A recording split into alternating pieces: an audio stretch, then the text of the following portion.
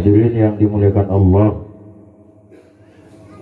minggu yang lalu kita telah membahas tentang proses ditiupnya sangkakala yang membuat semua makhluk itu mati, baik makhluk yang di bumi ataupun di langit. Kita tetap melanjutkan ayat 51 dari surah Yasin. Pada kesempatan ini mudah-mudahan cukup waktunya, kita akan membahas tentang hari kebangkitan. Bagaimana manusia dibangkitkan oleh Allah Subhanahu wa ta'ala. Dan yang kedua, setiap orang yang meninggal dunia, ruhnya itu kembali kemana? Ini akan dibahas di penjelasan ayat 51 ini yang akan kita kupas malam hari ini. Tsumma yaqulullahu ta'ala thalatha marrat. Jadi setelah manusia makhluk diwafatkan oleh Allah Subhanahu wa ta'ala, kemudian Allah berfirman 3 kali. Allah itu berkata, limanil mulkul yaum, limanil mulkul yaum, limanil mulkul yaum. Mana orang yang ngaku-ngaku sebagai raja hari ini? Kata Allah, fala yujibu ahadun, maka tidak ada yang bisa menjawab satupun dari makhluk itu, karena makhluk itu telah tiada, telah mati semua. Fayaqulullahu ta'ala mujiban li nafsihi, kemudian Allah menjawab dari pertanyaannya dengan menjawab sendiri Allah Subhanahu wa ta'ala. Lillahil wahidil qahhar, hanya bagi Allah lah al-wahid, yang maha satu, al-qahhar, yang bisa memaksa terhadap siapapun. Summa yaqulullahu ta'ala, kemudian Allah berfirman kembali, Ana malakul muluk, akulah raja diraja, kata Allah. Ainal muluk, di mana raja, di mana Fir'aun, di mana Namrud, di mana orang-orang yang ketika hidup di dunia dia sok-sokan menjadi penguasa yang zalim kepada umatnya. Ditantang oleh Allah pada saat itu. Ainal jabbaruna wal mutakabbirun, mana orang yang suka maksa-maksa kehendaknya sendiri, mana orang al-mutakabbirun yang semuanya sombong, yang ketika hidup di dunia itu sombong kepada makhluk yang lain. Ainal ladina ya'kuluna rizki, mana kata Allah orang yang selalu makan rizkiku, wa ya'buduna ghairi, tetapi dia menyembah selainku. Fabaqad dunya khaliyatan, dan kemudian setelah itu tetaplah dunia itu khaliyatan, itu sepi, miqdara arba'ina sana. Jadi setelah semua manusia mati, kemudian dunia ini sepi selama 40 tahun. Kemudian summa anallah idza arada ayyuhyil khalqa, kemudian ketika Allah berkehendak untuk menghidupkan kembali manusia, khalaqallahu ta'ala bahran, kemudian Allah menciptakan lautan tahtal arsy, yang berada di bawah arsy. Jadi kalau sekarang kita tahu lautan itu di bumi. Nanti menjelang dibangkitkannya makhluk ini, dibangkitkannya manusia, itu Allah menciptakan laut, tempatnya itu di arsy. Ma'uhu kamaniyir rajuli, sedangkan airnya itu seperti air maninya seorang laki-laki. Jadi kalau ingin tahu seperti apa lautan yang ada di arsy itu, kata ulama, airnya itu seperti air mani seorang laki-laki. Bisa kita lihat sendiri gimana mani kita warnanya, seperti apa. Wa ismu dalikal bahru bahrul hayati, dan nama dari lautan yang ada di arsy itu dinamakan dengan bahrul hayat, yaitu lautan kehidupan. Wa yumtiru min zalikal bahr, dan akan hujan dari lautan itu ala dunya arba'ina yawman, akan hujan selama 40 hari 40 malam. Wa ba'da dalika tambutu ajzadu man fil ardi kanabatil baqila fir rabi. Kemudian setelah hujan 40 hari 40 malam akan tumbuh jasad-jasad manusia minal ardi dari bumi kanabatil baqila'i firrabi, sebagaimana tumbuhnya kacang ketika di musim penghujan. Coba kita lihat ketika musim penghujan setelah kemarau bagaimana tumbuh tuh. Ingat cambe. Seperti itulah tumbuhnya manusia nanti ketika setelah hujan 40 hari 40 malam hujan air mani tadi.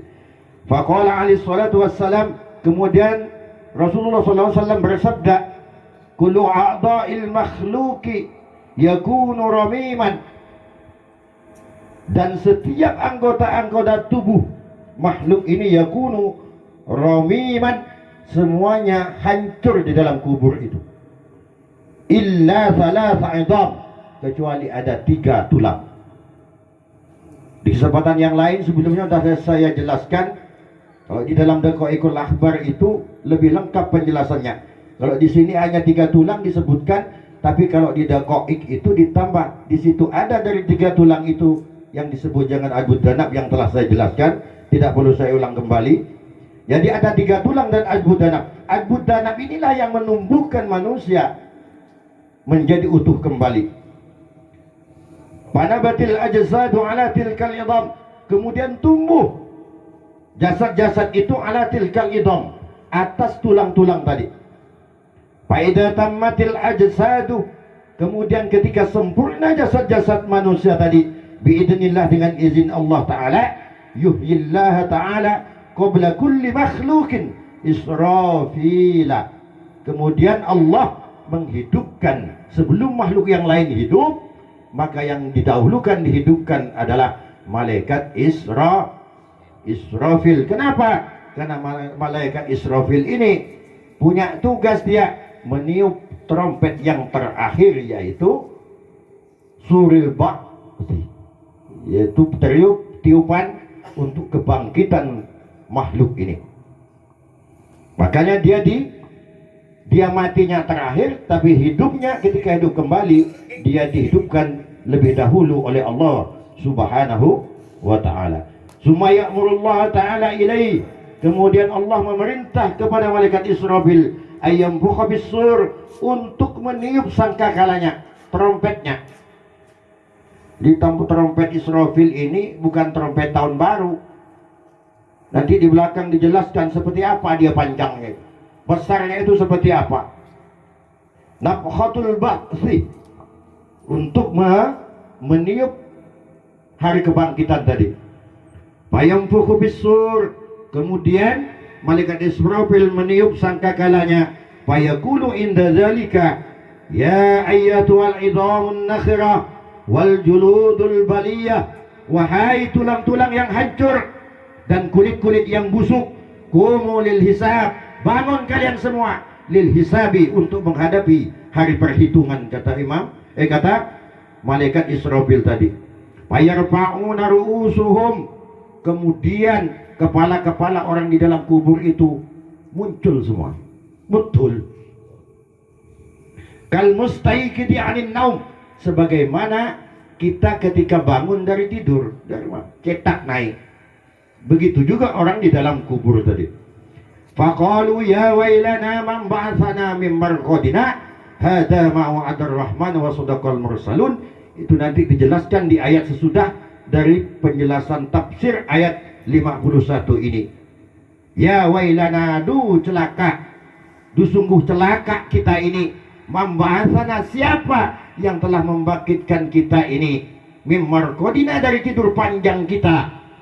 Hadza ma wa'adar rahman, ini adalah apa yang telah dijanjikan Allah, wa sadaqal mursalun, dan sungguh benar para utusan Allah itu. Nanti tafsirnya setelah ayat ini, setelah tafsir dari ayat 51 ini selesai. Wa fi riwayatin anna Allah Ta'ala yada'u arwahal malaikati fi awwal sakbit. Di dalam sebuah riwayat dijelaskan bahwa sesungguhnya Allah itu meletakkan ruh-ruh para malaikat itu fi awwal sakbin, di lubang pertama di sangkakalanya malaikat Israfil. Ternyata malaikat Israfil ini sangkakalanya itu ada lubangnya 7. 7 lubangnya di situ. Lubang pertama itu ditempati oleh arwah para malaikat. Wa arwah hal anbiya'i fi sakbis tsani. Sedangkan ruh-ruh para nabi itu ada di lubang yang kedua. Wa arwah hal awliya was salihin fi sakbis tsalis. Lubang yang ketiga ditempati oleh para solihin dan para kekasih-kasih Allah, para aulia-aulia Allah. Wa arwahal mu'minina wasyuhada'i fi sakbir rabi. Sedangkan lubang yang keempat itu ditempati oleh orang yang beriman dan orang-orang yang mati syahid. Insyaallah kita di lubang yang keempat ini, amin ya rabbal alamin. Wa arwahal jinni, dan ruh-ruh para jin fi sakbil khamisi, itu di lubang yang kelima di sangkakala itu. Wa arwahas syayatin, dan ruh-ruh dari para setan itu fi sakbis sadis, di lubang yang keenam. Sedangkan wa arwahal kufari wa sairil hayawanat fi sakbis sabi, itu berada di yang ketujuh. Ruh-ruh orang-orang yang kafir dan semua makhluk hidup yang ada di bumi ini, mulai dari diciptakannya bumi sampai hari kiamat. Jadi di sangkakala ini ada 7 lubang. Ternyata dari kesimpulan tafsir ini dapat kita ketahui bahwa ketika orang meninggal itu ruhnya kembalinya masuknya ke sangkakala malaikat Israfil. Jadi mun semate mun ro dia boleh sare sangkakalan malaikat Israfil ke konin arwana kasa. Nah, nikah. Terus lianna Nabi sallallahu alaihi wasallam idza su'ila 'anis sur, ketika Rasulullah ditanya tentang sangkakala ini, apa jawab Rasulullah? Huwa qarnun, dia adalah seperti tanduk. Tuluhu, adapun panjangnya masiratu sab'i alafi sanatan, itu panjangnya itu sama dengan perjalanan orang 7.000 tahun. Panjang dari sangkakala itu sama dengan perjalanan orang yang jalan kaki selama 7.000 tahun. Kayak apa panjangnya nih? Wa fihi, dan di dalamnya itu, di dalam sangkakala ini, sab'atu sukbin, itu ada 7 lubang. Min sukbin ila sukbin, dari satu lubang ke lubang yang lain, masiratu alfisana, itu perjalanan jalan kaki selama 1000 tahun. Wa fi riwayatin, dan di dalam sebuah riwayat juga dijelaskan, bi adadi kulli ruhin fihi sakbun, dari setiap ruh makhluk hidup itu di trompet malaikat Israfil itu ada lubangnya. Jadi tempati setiap satu ruh satu lubang. Jadi kita, ruh-ruh kita itu ditempatkan di lubang-lubang yang ada di trompet di sangkakalanya malaikat Israfil tadi. Summa ya'murullah ta'ala Israfilah, kemudian Allah memerintahkan malaikat Israfil ayyamfuha bis-sur, untuk meniup trompet tadi, nafkhatul ba'si, sebagai tanda bahwa itu sudah masuk trompet hari kebangkitan. Fayakhruju arwahal mu'minina kadu siraj, maka keluarlah arwah-arwah orang yang beriman itu kadu siraj, seperti lampu yang terang. Itu kalau orang yang beriman terak dia. Wa arwahul kuffar wa arwahal kuffari wal munafiqina mithlal qayb, sedangkan arwah-arwah orang yang kafir dan orang-orang yang munafik seperti nanah becang. Kalau orang yang kafir ini nanti ruhnya keluarnya itu dari trompet itu dalam keadaan membusuk dia. Sama juga orang munafik. Apa orang munafik ini? Orang munafik itu adalah lain di mulut, lain di hati. Bisa saja, naudzubillah waliyatubillah, itu bisa dari orang-orang yang beriman, orang-orang Islam ini. Tetapi mohon perlindungan kita dari Allah subhanahu wa ta'ala. Summa yunadillahi ta'ala wa yakulu wa izzati wa jalali, kata Allah, demi keagungan dan kemuliaanku, atau Allah rabbal alamin. Kemudian Allah mendatangkan yang masya seluruh alam, la dakhulanna kullu ruhin ila qalibihi. Setiap ruh itu dimasukkan kembali ke setiap jasad orang. Jadi tak akan pernah tertukar dia. Menjasad Abdurrahman, ruhnya tetap masuk ke jasad Abdurrahman. Tidak mungkin masuk ruhnya Abdurrahman masuk ke jasadnya Pak Sarmawi, tidak bisa.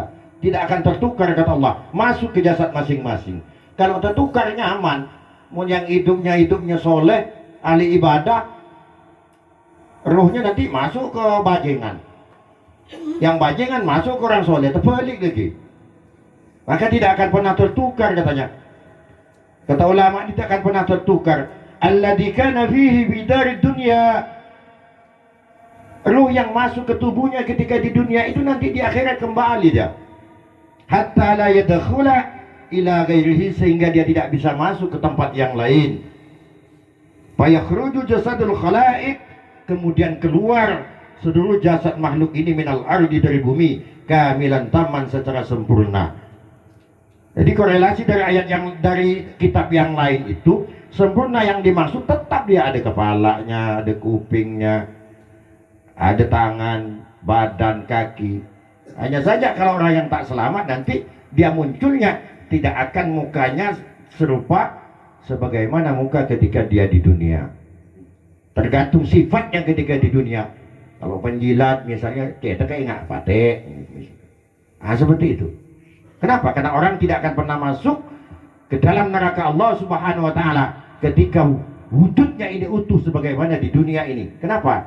Karena wujud manusia ini adalah wujud Ahmad, wujud Muhammad sallallahu alaihi wasallam.